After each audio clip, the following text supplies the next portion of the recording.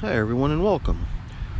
We're outside in my garden today, and before we go down to feed the worms in my wormery, I thought we'd take a quick check outside to see what's going on with my outdoor worm bin. But even before doing that, I wanted to just give everyone a quick peek as to what's happening in this other outdoor bin of mine. I've always just treated this as sort of a bin in which natural composting would occur with just the natural breakdown of materials. But what's actually been going on in this bin is that black soldier flies have infiltrated the bin. So they're not the type of fly that you normally see buzzing around when you're at a picnic or something. Those are your typical household flies. These black soldier flies are a little bit more chilled out. I mean, you can almost reach out and pet one if it's sitting there hanging out. But basically, these types of worms are voracious eaters, and it seems that no matter what I add to this bin, all it does is maintain the same basic level within the container. So I'm continuously adding stuff to this, always putting kitchen scraps and garden waste in here, and the worms are always kind of consuming it as quick as I can add it. And I think I've actually shown one or two clips of what happens in this bin with these black soldier fly larvae, these maggots.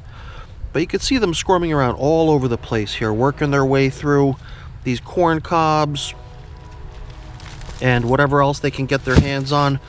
And I guess the amazing thing about these worms is, or I don't even know if they're worms actually, they're maggots, supposedly, larvae, fly larvae.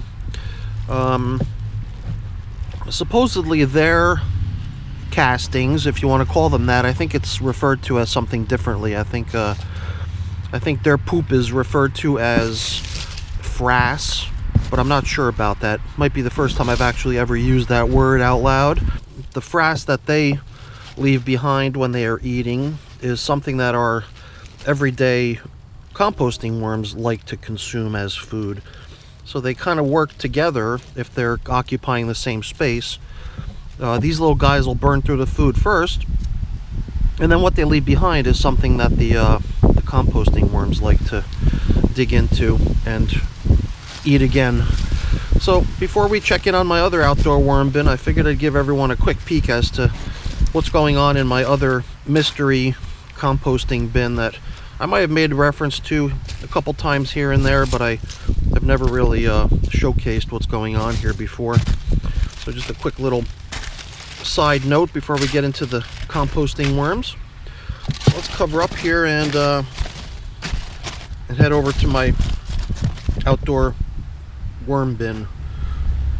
Alright, so now this bin is one that I did actually launch off with a number of red wigglers and with some European Nightcrawlers, and it is actually what I consider to be my outdoor worm bin with vermicomposting going on out here. But since it's outdoors, it's also subject to infiltration by the black soldier flies. So you can see here's a black soldier fly larvae, and it's got a real dark color to it. So I believe that the way these little guys work is that they're really active when they're younger, and they squirm around a lot. You can see one right here too. They squirm around a lot when they're younger, and they just plow through whatever food you give them. But as they start to mature and get closer to the point where they would be ready to start kind of pupating into their new form as a fly, they become really dark in color, and they actually usually walk away from their food source. And that's kind of how they harvest them usually. You got like a food source, and then you got a place where they can walk away to, and then they end up dropping in a bucket or somewhere. Then you can feed them to your fish or your chickens or whatever. But it's been 10 days since I last fed this according to my spreadsheet. So these are all tomato clippings around here. More recently I put a little bit more vegetation in here. It's not marked on my tracking spreadsheet, so I've not been real diligent about maintaining records on the the feedings in this particular bin, but as we start to make our way down lower, you start seeing composting worms. But commingled with them are more of these black soldier fly larvae. So here and there you can see them kind of hanging out all together. Here's some black soldier fly larvae and some composting worms right next to them. So they're kind of doing it, you know, teamwork style. It's just the amazing thing about the black soldier fly larvae is that the amount of compost that they leave behind, if you want to call it that, is fairly minimal, because they're such rapid growers. They grow so quickly that the majority of the food that they consume is transformed into their growth. So as they grow, almost all of the food that they eat is dedicated to helping them grow bigger with just minimal waste coming out the other side. So that's the main reason the other bin that we saw just never seems to increase in size very much, because as much as they're consuming, they're simply transforming all of that food energy into growth so that they can get bigger and eventually transform into a fly and complete the cycle of life and reproduce and begin again. So, alright, enough of the outdoor bin, I guess. Let's go ahead and cover this thing up. So, yeah, 10 days since I last formally fed it with a lot of this green material. A little bit more stuff came in more recently, but as you can see, there's plenty for them to eat here. So I'm not adding any food today. I'm just going to let it continue as is. And now it's time to head downstairs to the wormery.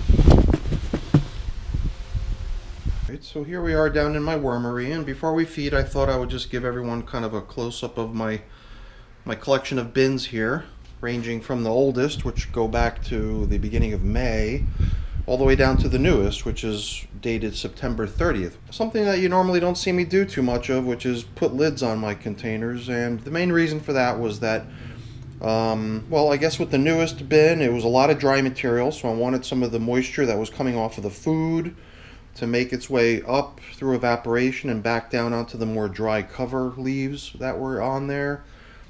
Here I've got some other sort of semi lids, if you want to call them that, just these cardboards on top. Again, just trying to keep the moisture in a little bit better, mainly because it's the summer is over now, and since summer is over, it just seems like the air is drying out a little bit. Those hot, humid dog days of summer are over, it seems, and the drier, cooler air is making its way in. So I want to just try to preserve the moisture in these bins a little bit better. Alright, enough chit chat. Let's get these bins fed. So now the food that I plan to use has been placed into this container here. You can see there's a pretty good variety of fruits and veggies. And I guess what's in this bag right here includes some mushrooms that had started rotting away in the refrigerator. And when I pulled them out of the container to check them out, they stunk to high heaven. So even now, frozen, they really stink. So I'm keeping them here in the bag until such a time that I can kind of open up the feeding space inside one of my worm bins and drop the food in there, cover it up, and not have to smell it. So that's the reason it's still in the bag. Hopefully we can give it to the worms soon and let them get to work on it. Other stuff that I've got going on here is a couple containers of this spent coffee grinds, and you can even see a whole bunch of mold developing on the top of the surface of the coffee. All good stuff, stuff that the worms really enjoy. Alright, let's get a bin out here and feed. Okay, so what I'm starting with here is one of the two bins dated May 3rd, which is in a horizontal migration feeding pattern, which really only means that what you're trying to do is migrate your worms out of the finished compost and into a sort of dedicated feeding area, which is over here on the side. This go around, I was really just looking to reinforce any of the food material. It's only been a week since I fed in here, and I mean to that point, not only did I feed over here, but this feeding zone was rebuilt from scratch at that time a week ago. So all of the worms that had been assembling over on this side previously in the last setup of the horizontal feeding migration were actually extracted to start the newest of my bins. So what we're seeing here is whatever number of worms gathered together in the feeding zone over 1 week's time. So I'm just reclaiming the leafy matter off the top so that it can be reused since it's still in pretty decent shape. So I just want to get a sense of how things are progressing in this feeding zone. And it does look like the food that had been placed in here is running kind of low because the level is so low. But as we start to peel back some of the material on the top surface, we can begin to see some of the worms that have come over to occupy this space. And we can also see some remnants of the food that was added for them most recently. You can tell from the look of it, this is Cantaloupe Rind, and the worms are still working on it, which is good. Here too, a little bit more Cantaloupe Rind. So I think it is probably a good idea to kind of add a little bit of food to this bin and make sure that this evacuation activity continues. Pretty good amount of worms in here. However, I don't know how many to expect ultimately because there might not be that many worms remaining over here in this compost. But I'm going to assume that there are still worms remaining in that compost that need to be baited out and encouraged to make their way over here into the feeding zone. So I'm just going to push up some of this existing material that's in here already and place in some of the new food that we give them now over on this edge. And I guess I'm anxious just to do away with this mushroom. So I'm going to go ahead and start taking some of this stinky frozen mushroom that I cannot stand the smell of. It's usually a delicious smell. Nice mushrooms, but these are so rotted already that even frozen they stink.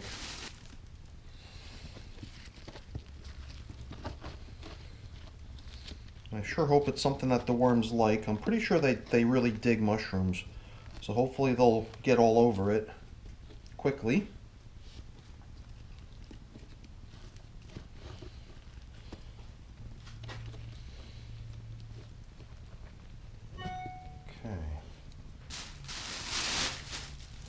And I guess just to make it a little bit more enticing, I'm putting in a banana peel here and a couple cantaloupe rinds. If you didn't notice, then I guess what I am also trying to do here is cover up the mushroom as best I can so that the smell of it stays in the bin rather than being able to escape and permeate my wormery. So I'm going to add a little bit of grit, a little bit of pulverized eggshell to the feeding zone. And I guess before we cover up with leaves, which we reclaimed in the beginning, I'm going to use some of my staple feeding material here, which is coffee grinds, which is also nice and fine in nature and is doing a great job in covering up the exposed mushrooms so that none of it's really visible at this point. So even if it does start to stink a little bit, I won't have to smell it. Alright, so let's return these dry leaves to the top, and since the bin was covered, the leaves are not very dry at all. You can feel that they're kind of moist. In fact, you would hear them kind of crunching and crumbling if they were dry, and they're not. So that's kind of what I was after too. Now, one thing we've been doing here is assessing the status of the material to see how is the evacuation of the worms progressing. So the whole idea here was just to poke around inside the material, try to get a sense of how many worms we encounter along the way. Little tiny baby worm, not even sure if it's visible on the camera. So far, that's the only worm I've seen. Let's keep poking around. Huh, no more worms over there. Interesting. I wonder if we're actually at the end of the migration. The horizontal migration might actually be close to being complete at this point in this bin. And it's always kind of hindsight's 20/20 to say, hey, if the migration is done, then why reinforce the feeding zone? Why not just migrate the worms? Well, very good question. I guess because I don't think things through properly. Very interesting. I don't see worms. So I'm wondering if it's got something to do with the fact that I kept it covered for the past week. Kind of maybe making the upper surface of the material more appealing for the worms to cruise across and make their way over to where they sense the food supply. I mean, here right on the very edge, it's not surprising that there's worms. But in the further reaches opposite of the feeding zone, so far I have not encountered much, if any, worm action. Nothing. Very interesting. I guess at this point, my saving grace excuse for not migrating the worms and calling this compost complete is just one other little consideration you would normally want to take when you're performing a horizontal migration like this, which is the pretty high likelihood of there being worm eggs within the finished compost, which means even though the mature worms have all made their way over to where the food supply is and they've evacuated the finished compost material, there is always still that remaining likelihood that yet to be hatched worms, baby worms, are still in their cocoons and yet to emerge. And once they do, they'll be on the lookout for a fresh food supply as well as grit. And they won't find a whole lot of it out here in this finished compost material. That will be their reason for wanting to head out and try to find a food supply. So, all right, very cool. Let's give this bin a little bit more time, just for the sake of any unhatched worms, and let the horizontal migration continue. But otherwise, I would have to say it's almost a complete success, if not a complete success. All right, let's get the next bin out here. Okay, so now I guess theoretically speaking, right, we should be prepared to see almost the same exact thing in this bin because they're the same age, these two bins that are in the horizontal migration mode right now, with their feeding zone on the far edge of the finished compost material. However, you know, nothing's ever guaranteed. Especially in worm composting, there's always a fair amount of variability, regardless of any efforts you make to keep things consistent. So this little sprout here is good evidence of that right off the bat. We didn't see any of that happening in the last bin we checked. But it's very possible that this material here has already been evacuated entirely too. But let's just go about this systematically. Since we already did something to the other of the two bins that are being managed identically, let's make sure we do the same thing here, unless there's a real good reason to deviate from that. I mean, an example of that good reason would be if there's still a lot of worms in the material, in the nearly finished compost, and like as we saw, the last bin did not have any, practically, then it might be reason enough to consider winding down and finishing that other bin and allowing this one a little bit more time. But I don't know what to expect here, so I'm just curious to see what's over here. But before we do that, why don't we do what we did before? We'll just examine the feeding zone here a little bit to see how many worms have made their way over since last week when we rebuilt this feeding zone from scratch. We're seeing much of the same here in terms of a little bit of cantaloupe rind remaining, a pretty fair number of worms making their way over, quite possibly more worms than we saw in the previous bin. It's a larger container than the other bin, so it might just be attestable to the fact that it's a greater volume, and that's why we're seeing more worms here. So either way, I would have to kind of at a high level say that I'm seeing much of the same here as we saw in the previous bin, which is more or less what we were expecting to see anyway. So I'm going to do the same thing as I did earlier. I'm going to try to move some of this fairly worked material off to the edge over here and make a little bit of a divot on the very, very far end, into which we can add the new feeding to help keep this horizontal migration moving. And we're going to use the same stuff we used before. PU. Stinky mushrooms.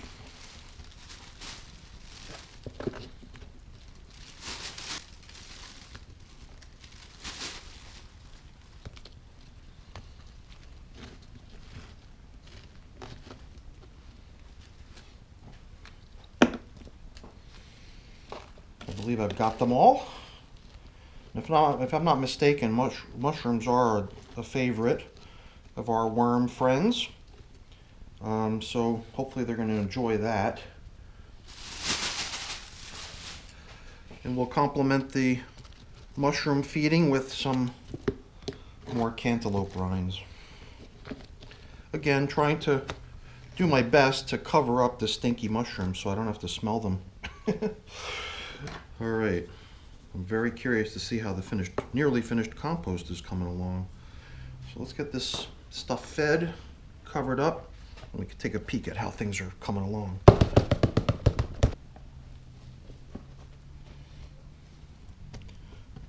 Pretty good. I don't see any signs of the mushroom.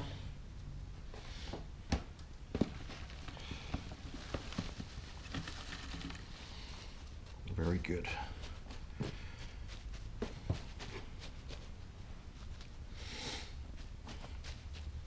Alright, so let's start poking around to see how this nearly finished compost is progressing in terms of being evacuated. I'm very curious to see. Holy cow. Could it be? Well, okay, here's a worm. Very small one. So that might support what I was talking about earlier, which is maybe the only worms we can expect to see are ones that are fairly young, newly hatched worms, which are either just emerged from their cocoons or recently emerged. Down here I'm seeing a couple more. So this bin is also looking really, really close to being done. Perhaps not quite as close to being done as the last one we did, but very, very close. Well, I mean, one or two worms here and there is realistic to expect. Yeah, I think this horizontal migration is nearly done. I wonder if it could be attributable to the fact that it's been covered up and, you know, allowing the worms to feel just as comfortable moving across the top of the surface as they do down within the material. So here again, we spotted one or two more worms, and it's I believe it's expected as you get closer and closer to the feeding zone. So if we pick up a little bit of the material here, naturally we're going to see even more. Yeah, this looks really, really good. All right, awesome.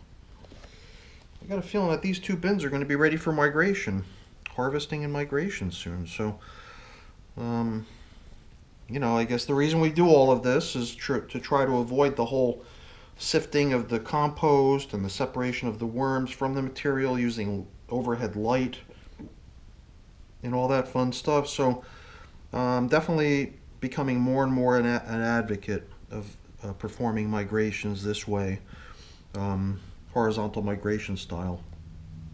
To take the material as close as you can to the point where it's finished compost, and then just jam it all over to one or the other edge of your bin, and start creating a more desirable fresh space for the worms to want to move into on the far edge, so that eventually the finished compost simply gets evacuated and can be scooped out and harvested.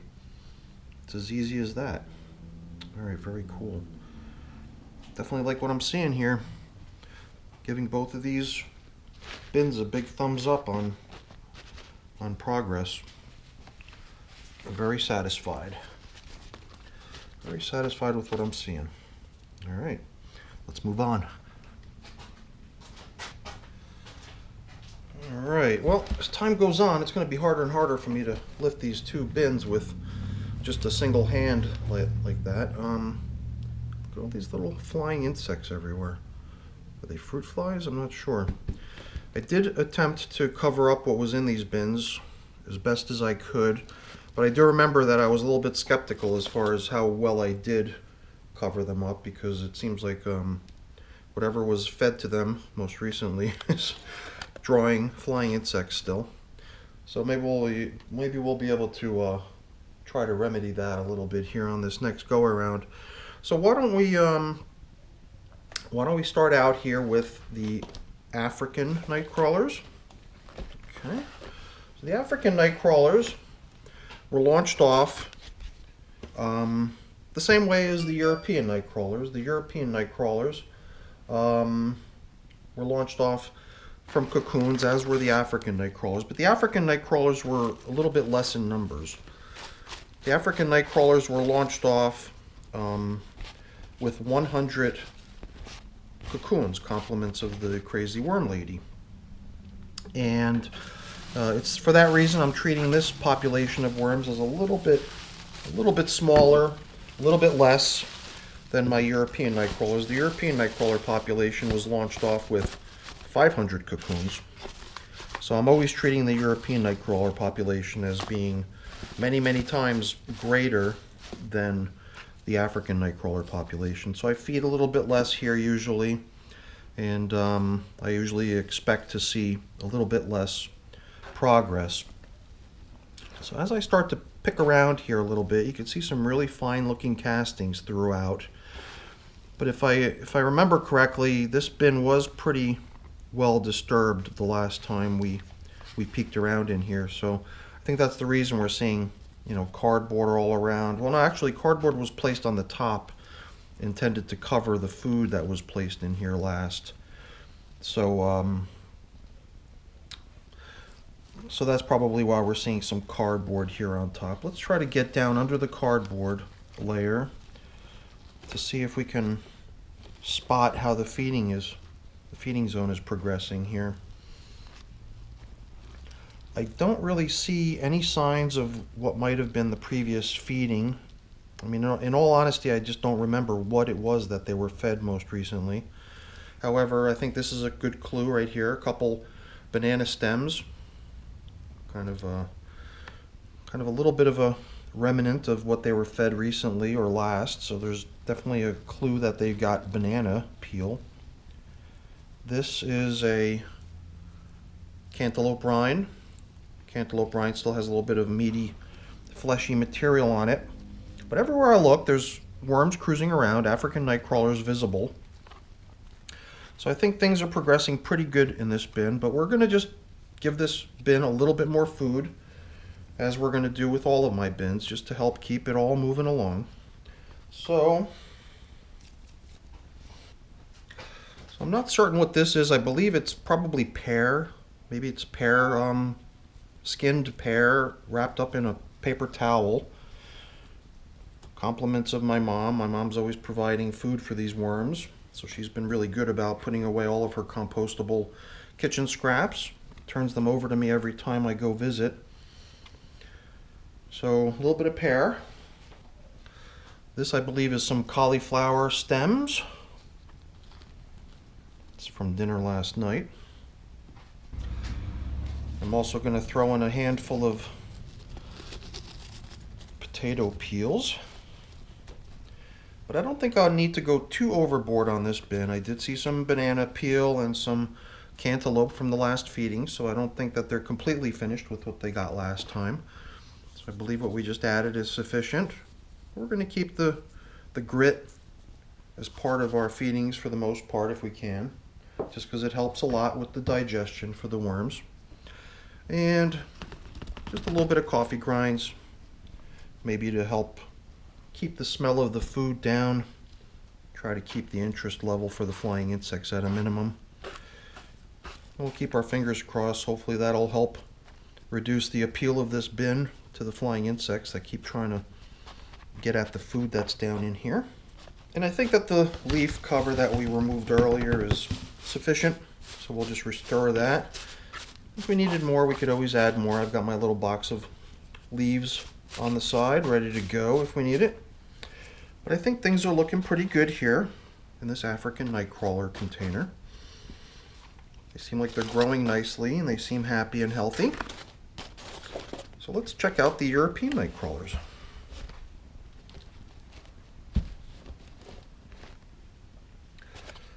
Should be much of the same going on here, with the exception of one thing, which is the overall size of the bin and the amount of food and volume that I've been providing them with. So I've been trying to maintain a nice thick top layer of leaves, just in case they deplete their food supply. They can just turn to the leaves for ongoing nourishment if it should be necessary. Let's see, we've got quite a nice supply of leafy matter here on top. Okay, and the feedings on these should have been pretty similar to one another, so we should find similar food as what we saw in the last bin. It's a little bit surprising to see chunks of food so large. I mean, this is obviously cantaloupe. You can tell from the strange outer skin of the rind, but look at all this meaty material that's still on the rind. Actually kind of surprised to see so much remaining food. And I wonder if that could just be that I added a great deal more food to this bin, knowing that there's a larger population. Or maybe I just kind of stumbled on two pieces right near each other that were remaining, but I don't see much more, so it might be just that these two pieces were what we had. Look at these guys. These little European Nightcrawlers. Definitely like trying to crawl out of the bin when you give them a chance. Usually you would think that the bright lights overhead are enough to scare them and, you know, back down into the material, as opposed to trying to get out of the bin. But there they are, trying to get out of the bin. So I might have to kind of push them back down into the material. All right. Kind of like what I'm seeing here. You know, we always see a lot of these worms when we poke around in here, but unless we really disturb the container significantly, we're not going to see the majority of them. The majority of them are probably hanging out at the bottom or cruising around the outer edges, but I really don't want to, you know, disturb things too much. So I'm just going to drop these two pieces of cantaloupe rind down back into the hole.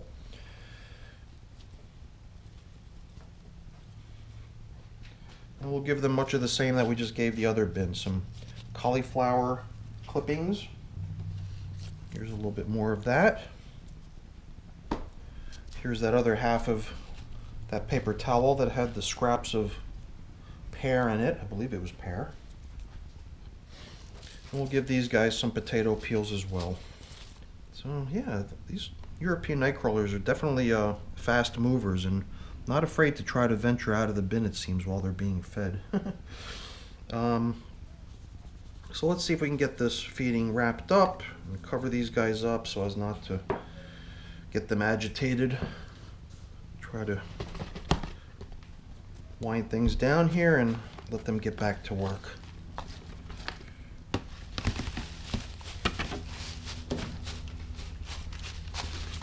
Okay, let's move on to the next. So now we're down to my two newest bins, and these are now, I guess, what, this one is September 13th, so it's less than a month old. And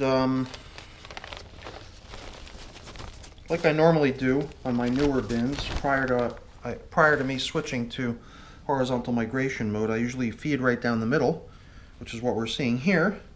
Hence the marker, my little used coffee filter marker, which I used to designate where my last feeding occurred. The last feeding was right down the middle over here.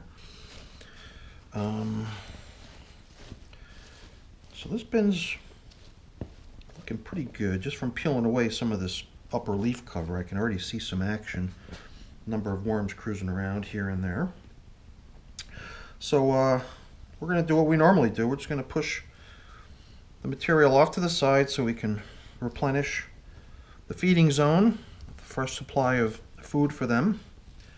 At the same time trying to assess how things are progressing since the last feeding, which in this case would have been a week ago. And, well, you know, I'm seeing some bedding material down here, cardboard and whatnot.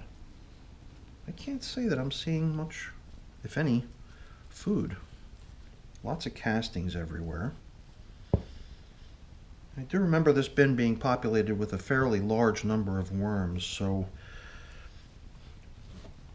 it's not really too surprising to see that the food that was in here has been depleted. So we'll be generous. Luckily, the remaining food that I have left over here is adequate to feed 2 hungry bins. I'm pretty sure this bin and the last bin that we're going to be feeding are both pretty heavily populated. So let's go ahead and put some food in here. I'm just going to take what remains from the bin of food and try to just divvy it up evenly. So I've got about, you know, twice as much of this leafy material. So I put some of this in here, saving the remainder for the other bin. Taking half of what remains of the potato peels that I have. Taking one of the 2 remaining cantaloupe rinds. Pop that right in the middle for them. I have only 1 banana peel remaining, so I'll give them half of it. Leave the other half for the other bin. That's up on the shelf. I'm not sure what this is. This might be some sort of a soup green or something. Coral Rob, maybe? I think that's what it is. Not sure. Alright, so if we leave it at that for these little guys, then we've got enough food to feed the next bin, which I'm presuming is going to be equally hungry and depleted of food since the last feeding. So let's wrap up on this one and get that other last bin out here and feed it as well.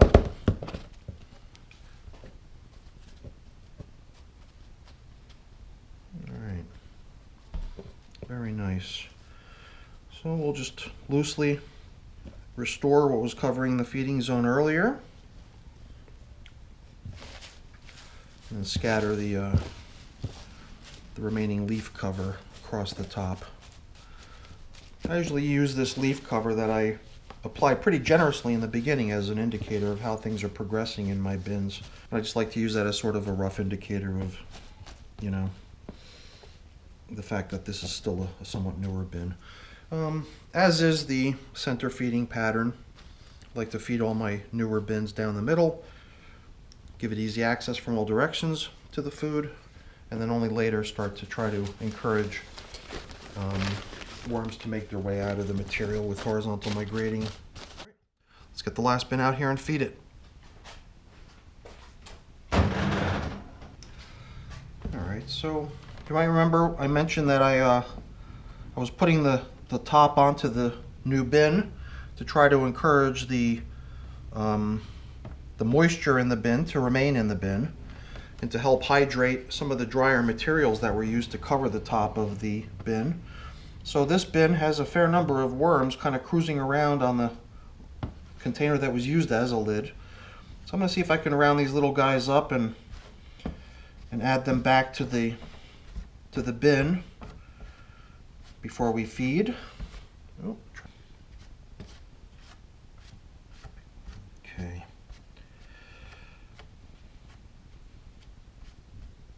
Alright, I think we got them all. Let's go dump them into the container that all their friends and neighbors are in. All their brothers and sisters rejoin the group.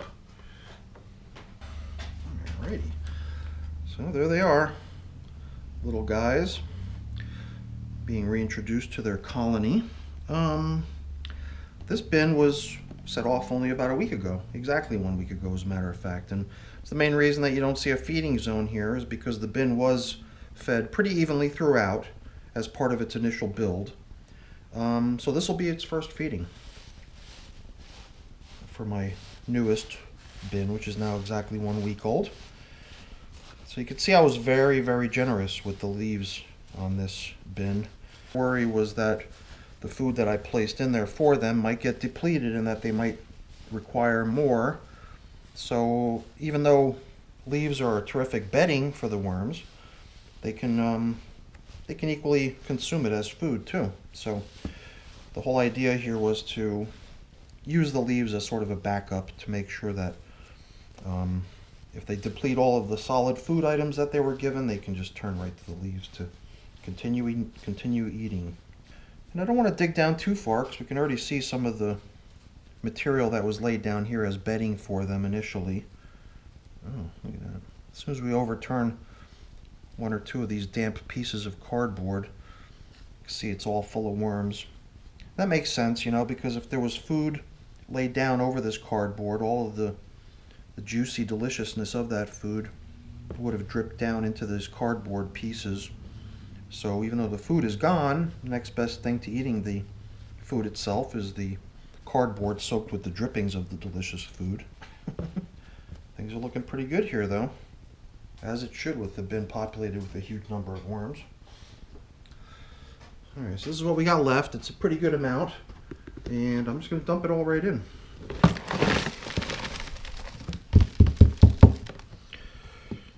Make sure we got it all. Here again, we can see some of this, I think, whatever this is, Coral Rob, if that's what it was. I'm not sure. Here's that half a banana peel that remained. Here and there we could see potato peels and other various stuff. Pretty nice, generous feeding. They should be happy. Should keep them occupied, at least for another week, hopefully. Hopefully. We'll see. All right, let's get some grit on here, because we know that that always does good as part of the feeding. Looks like my supply of grit is running a little low in this container. I'm going to have to pulverize a little bit more eggshell. We'll go ahead and we'll deplete what remains of this supply of coffee grinds. That should be it. Spread it around. All right. We'll cover this thing up. Let these little guys get back to work.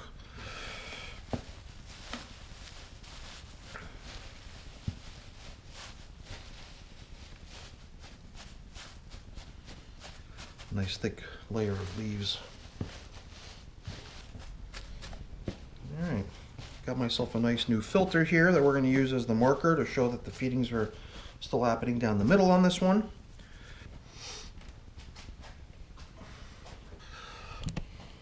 So there we have it.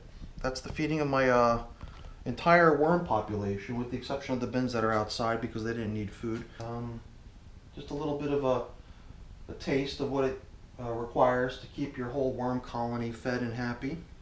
So hopefully you enjoyed the video, and if you did, then, you know, like always, please remember to give me a thumbs up. That's always really appreciated. And, you know, also consider becoming a subscriber to my channel, because then, you know, you might get notified every time there's a new video. The way to ensure that, though, is to put the little bell marker on there too, to ask that YouTube give you notifications for when there's new content. So, all right, everyone, have a great day. Hopefully you enjoyed the video. If you did, thumbs up.